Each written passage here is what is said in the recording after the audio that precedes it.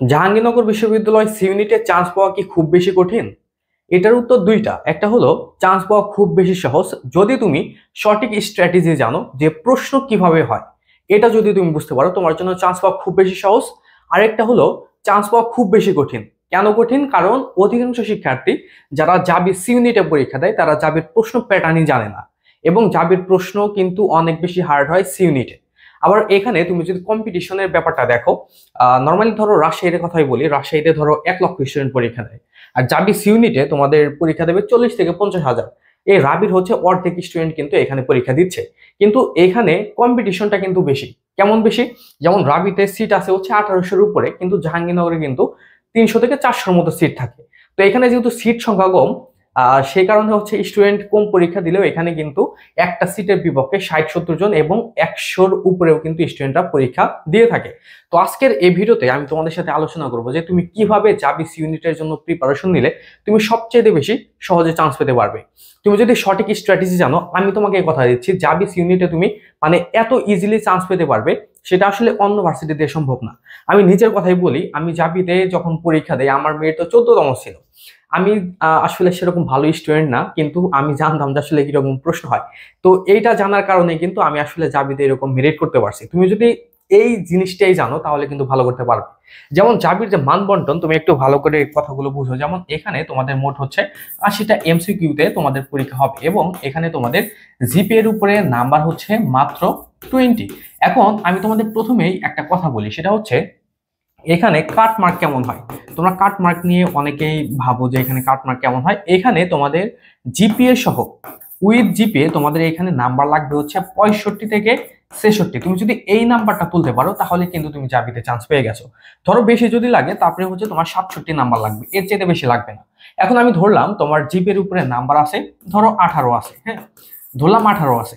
আর আমার জিপিতে কত নাম্বার ছিল জানো? আমার জিপিতে নাম্বার ছিল হচ্ছে মাত্র 17। তো আমি যদি 17 নিয়ে যদি এরকম মেরিট করতে পারি, তোমরা তো অনেক ভালো স্টুডেন্ট, তোমরা কেন পারবে না? আমি তোমাদের আজকে যে স্ট্র্যাটেজি বলবো এটা একটু ভালো করে ফলো করো, জাবিতে অবশ্যই তুমি ভালো করতে পারবে। ধরো তোমার জিপিতে নাম্বার আছে কত? 18। তাহলে এখানে তুমি 67 থেকে মাইনাস করো, তো তোমার কত নাম্বার লাগে? তোমার মাত্র 80টা এমসিকিউ এর মধ্যে তুমি যদি মাত্র 50 নাম্বার তুলতে পারো, বা তুমি যদি এখানে 48 নাম্বারও তুলতে পারো, তাহলে কিন্তু জাবিতে তোমার একটা মেরিট চলে আসবে। এখন এই নাম্বারটাই স্টুডেন্টরা তুলতে পারে না। তুমি কি জানো অধিকাংশ শিক্ষার্থী এখানে 40 নাম্বারে যদি পাস হয়, এখানে অধিকাংশ শিক্ষার্থী হচ্ছে ফেল করে, এবং তারা নাম্বার তুলতে পারলেও 40, 41, 42 এরকম নাম্বার তুলতে পারে। কিন্তু আমি মানে পার্সোনালি মনে করি যে জাবিতে জিকেতে যে তোমাদের 40টা এমসিকিউ হবে, তুমি যদি মানে স্ট্র্যাটেজি নিয়ে যদি প্রিপারেশন নিতে পারো, এই 40টা এমসিকিউ এর মধ্যে তুমি এখানেই 30 নাম্বার তুলতে পারবে। আর বাংলা আর ইংলিশ এটার মধ্যে তো 40 নাম্বার, এখানে কি তুমি হচ্ছে মাত্র 20 নাম্বার তুলতে পারবা না? অবশ্যই তুলতে পারবা। শুধু তোমার হচ্ছে সঠিক স্ট্র্যাটেজি লাগবে। দেখো, তোমার জাবির প্রশ্ন প্যাটার্নটা বুঝতে হবে।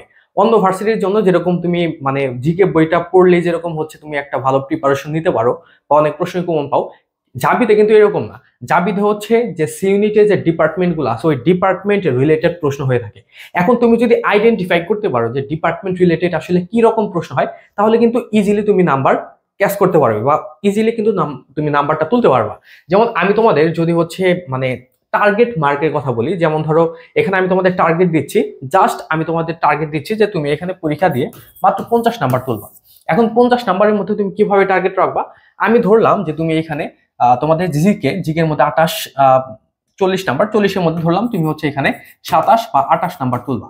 এখন 27 বা 28 নাম্বার নিয়ে তোমরা অনেকেই হয়তো অনেক বেশি টেনশনে আসো যে এই নাম্বার আমি কিভাবে তুলবো। জাবিতে যে কিছু কিছু প্রশ্ন জিকে ইংলিশ ভার্সনেও হয়, তো এটা নিয়ে আমার মনে হয় না খুব বেশি প্যারা নেওয়ার দরকার আছে। তুমি যদি ইংলিশ মোটামুটি জানো, যদি ইংলিশ প্রশ্ন কয়েকটা মানে জিকে প্রশ্ন কয়েকটা যদি ইংলিশ ভার্সনেও করে, তুমি কিন্তু তারপরেও কিন্তু এখানে ভালো করতে পারবে। শুধু তোমার সঠিক স্ট্র্যাটেজি নিয়ে তোমার প্রিপারেশন নেওয়া লাগবে। আর তুমি যদি একটু তোমার মাথাকে যদি একটু ইউজ করো বা ইউটিলাইজ করো, তুমি কিন্তু ইজিলি যে এখানে যদি ইংলিশ ভার্সনে 2-4টা প্রশ্ন হয়েও থাকে বা 10টা প্রশ্নও যদি হয়, তুমি কিন্তু ইজিলি ধরতে পারবা। ঠিক আছে? তো এখন যাই হোক, আমি তোমাদের মানে টার্গেটের কথা বলি। ধরো তুমি এখানে 27 বা 28 নাম্বার তুললা। এখন জাবি ইউনিটে ইংরেজিটা আমি ধরলাম অনেক বেশি কঠিন হয়, এ কারণে ইংলিশে তুমি খুব বেশি নাম্বার তুলতে পারবা না।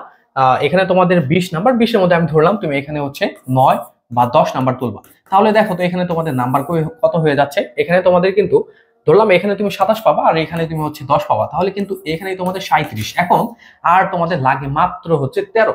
এই যে বাংলাতে তোমাদের হচ্ছে 20টা এমসিকিউ, 20টা এমসিকিউ এর মধ্যে তুমি যদি 13 নাম্বার তুলতে পারো আর তুমি যদি 12ও পাও বা 11ও যদি পাও, তাহলেও কিন্তু তোমার এখানে চান্স হয়ে যাবে। এখন ব্যাপার হচ্ছে তুমি এখানে কিভাবে পড়বা।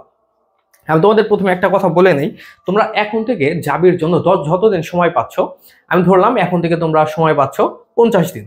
এই যে সময়টা আছে, এই সময়টার মধ্যে তোমার জাবির জন্য খুব ভালো করে পড়তে হবে। আর তোমরা যারা ফার্স্ট টাইমার আসো, তোমরা যারা হচ্ছে অন্য ভার্সিটির জন্য প্রিপারেশন নিচ্ছ, মনে করতেছো যে ধরো ঢাকা ভার্সিটির কথাই বলি, 13 তারিখে পরীক্ষা, তারপরে জাবির জন্য হয়তো তোমরা 15 দিনের মতো সময় পাবে, এরকম আমি ধরলাম, জাস্ট প্রিজাম্পশন একটা। তো এই 15 দিনে যদি মনে করো যে জাবি সম্পূর্ণ ক্যাপচার করে ফেলবা, তাহলে কিন্তু তোমার জন্য অনেকটাই টাফ হবে। তো এইটা না করে তুমি হচ্ছে তোমার মানে যে ভার্সিটির জন্য প্রিপারেশন নিচ্ছ, তোমার এখানে প্ল্যান বি থাকা জরুরি। তো ওই ভার্সিটির জন্য প্রিপারেশন নিচ্ছ, পাশাপাশি জাবির জন্য তুমি এখন থেকে কিছু কিছু পড়ে রাখো।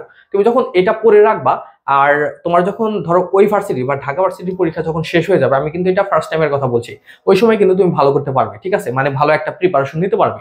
আর জাবির জন্য কিন্তু বিশেষ করে যারা ফার্স্ট টাইমার আছে, তারা প্রশ্ন বুঝে না, এই কারণে কিন্তু ফার্স্ট টাইমাররা খুব বেশি চান্সও পায় না।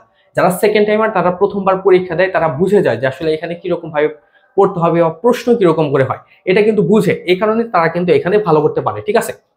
তো যাই হোক, ওই সব কথাবার্তা থাক।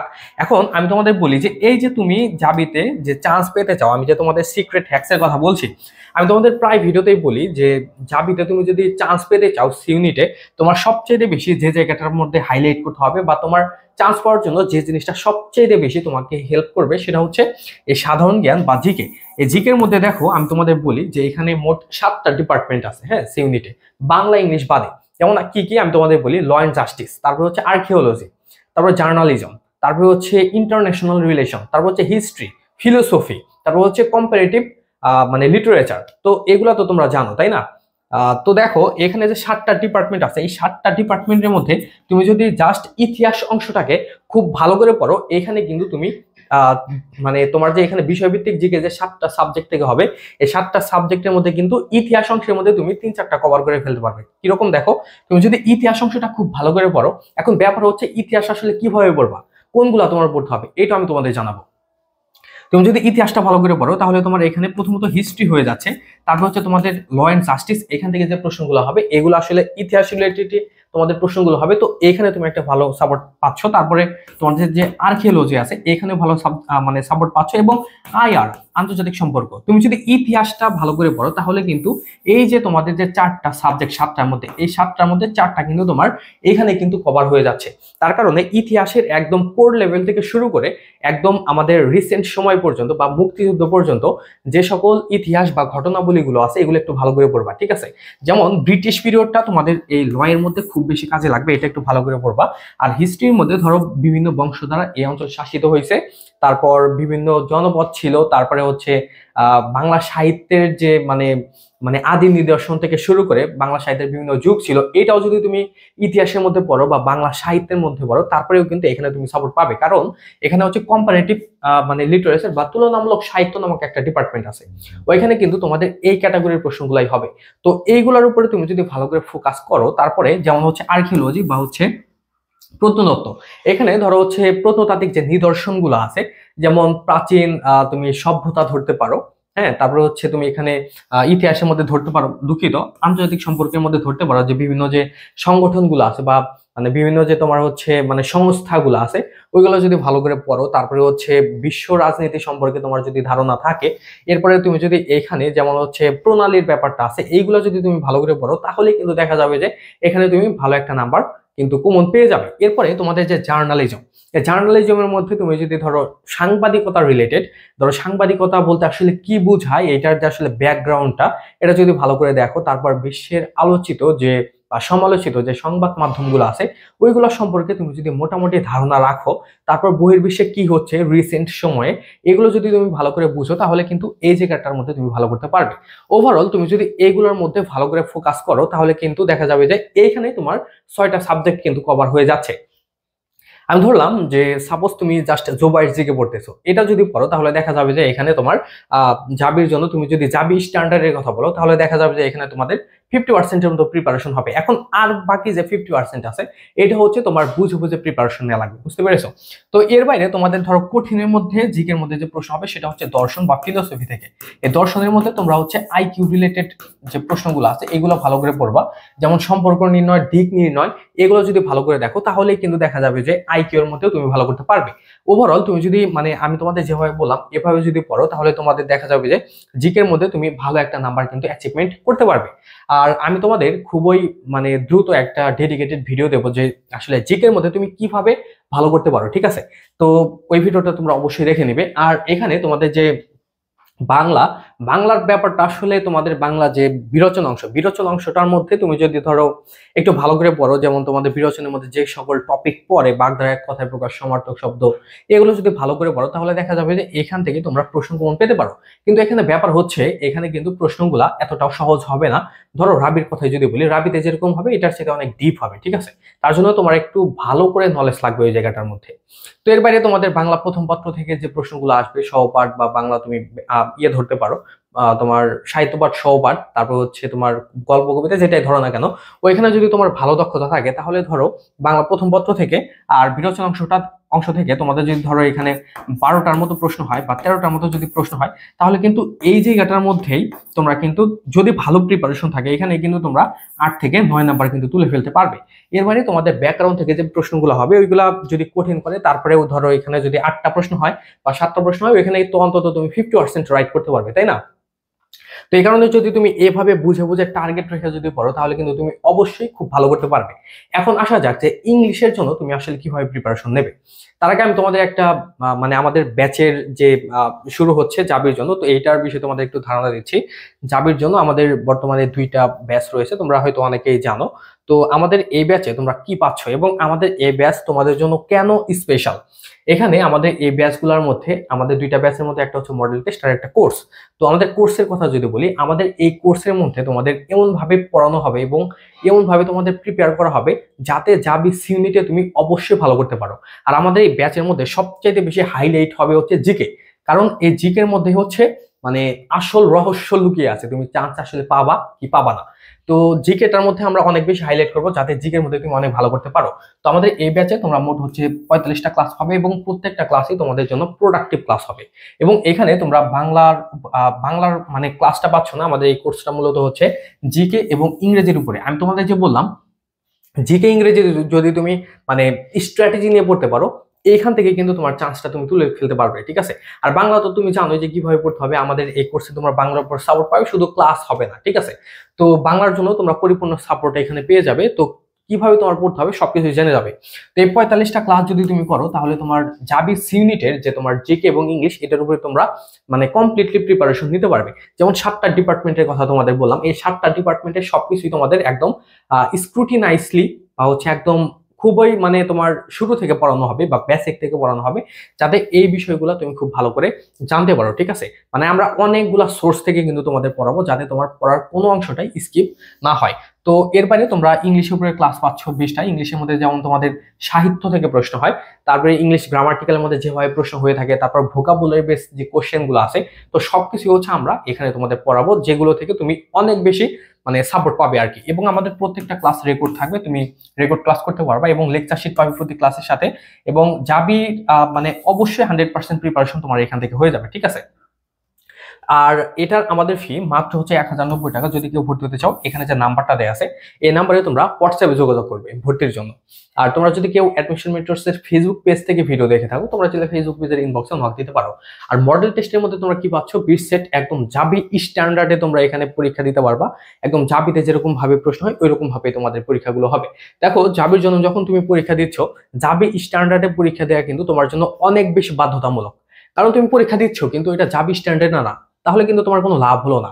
আমাদের এখানে পরীক্ষাগুলো কিন্তু জাবি স্ট্যান্ডার্ডে হবে, এখান থেকে তোমার প্রিপারেশনটা তুমি মানে খুব ভালো করে জাস্টিফাই করতে পারবে যে তোমার প্রিপারেশন আসলে কিরকম আছে। তো এখানে তোমরা হচ্ছে মোট 80টা এমসিকিউ এর উপরে পরীক্ষা দিতে পারবে এবং প্রত্যেকটা পরীক্ষা তোমাদের অনলাইনে হবে। এবং আমাদের পরীক্ষার পরে তোমরা হচ্ছে আমাদের প্রশ্নপত্রের পিডিএফ পাবে, এখানে তোমরা মোট 1600 প্রশ্ন পাবে। এই 1600 প্রশ্ন যদি তুমি ভালো করে পড়ো এখান থেকেও তুমি অন্তত 25% মতো প্রশ্ন কমন পেয়ে যাবে, ঠিক আছে? তো এর বাইরে তোমরা হচ্ছে এখানে আমাদের 15টার উপরে শীট পাবে, 15টার উপরে শীট পাবে আমাদের এখান থেকে। ঠিক আছে। এর বাইরে হচ্ছে তোমরা ইংরেজি রেকর্ড কোর্স পাবে একটা, তো এটার ফি হচ্ছে মাত্র মানে 350 টাকা। যদি তোমরা কেউ দুইটা ব্যাচে একসাথে ভর্তি হও তাহলে ভর্তি হতে পারবে মাত্র 1300 টাকায়। ঠিক আছে, আমি তোমাদের একটু শর্টলি আমাদের এই ব্যাচে তোমাদের আসলে কি কি প্রোভাইড করা হবে এটা আমি তোমাদের একটু ধারণা দিচ্ছি, কারণ তোমরা মানে হয়তো বুঝতেছো না যে আসলে এখানে তোমরা কোন ধরনের শীট বা ম্যাটেরিয়াল পাবে। যেমন এখানে তোমরা দেখতে পাচ্ছ যে এটা হচ্ছে ইংরেজি লিটারেচারের শীট, এখানে মাত্র আমি কয়েকটা দেখাইছি। হ্যাঁ, তো এখানে তোমরা এর বাইরেও আরো অনেকগুলো পাবে। এটা তোমরা হচ্ছে মডেল টেস্ট ব্যাচে ভর্তি হলেও পাবে, কোর্সেও পাবে। কোর্সে হচ্ছে একটু বেশি পাবে এবং এখানে তোমাদের একদম ধরে ধরে শেখানো হবে, এবং মডেল টেস্টেও তোমরা এগুলো পেয়ে যাবে। ঠিক আছে, এটা ধরো লিটারেচারের, তো লিটারেচার কি কি পড়তে হবে সবগুলো হচ্ছে আমাদের এখানে দেয়া আছে। তারপরে হচ্ছে এখানে জিকে একটা দাগানো বই পাচ্ছ, তো এটা দুইটা ব্যাচেই পাবে। তো এই বইটা যদি পড়ো, এই বই থেকেই ধরা যায় যে তোমার হচ্ছে 25% মতো প্রিপারেশন হয়ে যাবে, এবং এখানে তোমাদের কি কি পড়তে হবে সবকিছু কিন্তু এখানে মার্ক করা আছে। এরপর হচ্ছে আইকিউর জন্য তোমরা এখানে পেয়ে যাবে শীট পাবে। তারপর বাংলা সাহিত্য, বা এটাকে তুমি ধরতে পারো যে তুলনামূলক সাহিত্য, যে তোমার জিকের যে কথা বললাম ওইখানে। এরপরে তোমরা হচ্ছে বাংলার মধ্যে ওইখানে সাপোর্ট পাবে, কারণ বাংলাতে যে 20টা প্রশ্ন হবে ওইখানে তোমাদের সাহিত্য রিলেটেড প্রশ্নও হবে, তো ওইটার সাপোর্ট হচ্ছে এখান থেকে পাবে। এরপরে সাংবাদিকতা, তারপর হচ্ছে সাহিত্য সংস্কৃতি বা তুলনামূলক সাহিত্যের যে প্রশ্নগুলো তোমাদের দরকার, মানে বিশ্বাস করো এইগুলো থেকে হুবহু তোমাদের প্রশ্ন কমন আসবে। ঠিক আছে, এরপরে তোমাদের আছে হচ্ছে আন্তর্জাতিক সম্পর্কের মধ্যে তোমার যা যা পড়তে হবে, আমি মাত্র তো তোমাদের কয়েকটা দেখালাম, সবগুলো তো আসলে দেখানো সম্ভব না। তো তোমরা চাইলে হচ্ছে আমাদের সাথে থাকতে পারো, অবশ্যই তুমি এখানে সেরা সাপোর্ট পাবে। ঠিক আছে, তো যাই হোক তোমাদের সাথে মানে অনেকক্ষণ কথা বললাম, এখন আসা যাক যে আমাদের এই যে এখানে যে তোমাদের সিক্রেট হ্যাকস এর কথা বললাম, তো এখানে আমি তোমাদের সাথে এখন পর্যন্ত বাংলা এবং জিকে নিয়ে কথা বলেছি, এখন ইংরেজি নিয়ে কথা বলা যাক। তো ইংলিশের মধ্যে যে 20 নাম্বার, আমি তোমাদের বেশি না মাত্র টার্গেট দিয়ে দিচ্ছি, তোমরা এখানে মাত্র 12 নাম্বার তুলবা। ঠিক আছে, টার্গেট অবশ্যই তুমি 12 রাখবা না, টার্গেট অবশ্যই রাখবা যে এখানে তুমি 16 বা 17 নাম্বার যেন তুলতে পারো। তবে তোমার এখানে ধরো একদম লাস্ট স্টেজ হচ্ছে তুমি যেন এখানে 12 নাম্বার তুলতে পারো, এরকম একটা প্রিপারেশন তোমার এখান থেকে নেওয়া লাগে। ধরো আমাদের এখানে যে ইংলিশ গ্রামারের যে ব্যাপারটা, হ্যাঁ, এই গ্রামার মধ্যে তোমাদের হচ্ছে ধরো প্রশ্ন আসবে, মানে গ্রামার্টিক্যাল যে আইটেম গুলো আছে যেটার উপরেই তোমাদের আমাদের সাজেশন দেওয়া আছে।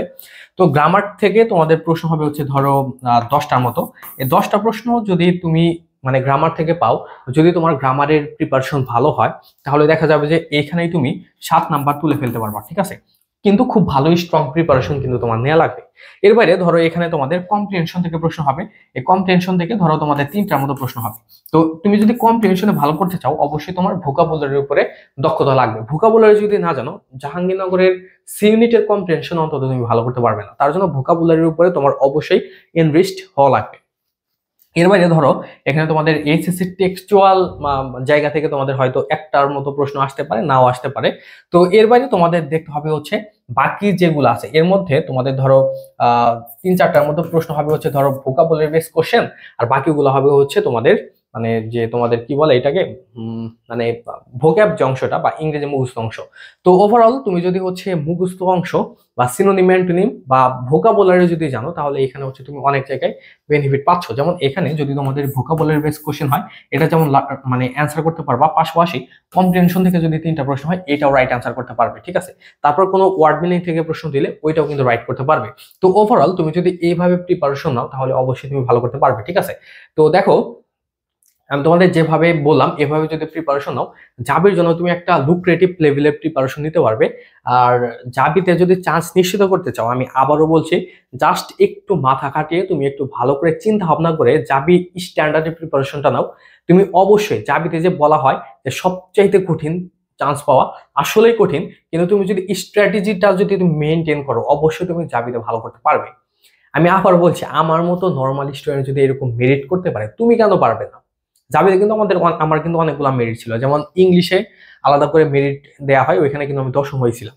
তো মানে আমি যদি মানে পেরেছি, তোমরা অবশ্যই পারবা, শুধু সঠিক নির্দেশনা অনুযায়ী পড়ো, অবশ্যই ভালো করতে পারবে। আর এই সঠিক নির্দেশনা বা তোমার প্রিপারেশনটাকে অনেক বেশি আগায় দিতে কিন্তু আমাদের ব্যাচ রয়েছে, তোমরা চাইলে আমাদের ব্যাচও দেখতে পারো, যেটার কথা তোমাদের বললাম। তো যাই হোক, আজকে আমাদের আলোচনা এই পর্যন্তই, পরবর্তী ভিডিও তোমরা অবশ্যই দেখবে। আর জাবির জন্য আমাদের এখানে যে ধরনের গাইডলাইন বা সাজেশন দেওয়া হচ্ছে, এগুলো তুমি টু দ্য পয়েন্টে ফলো করো, অবশ্যই তুমি এখান থেকে ভালো সাপোর্ট পাবে।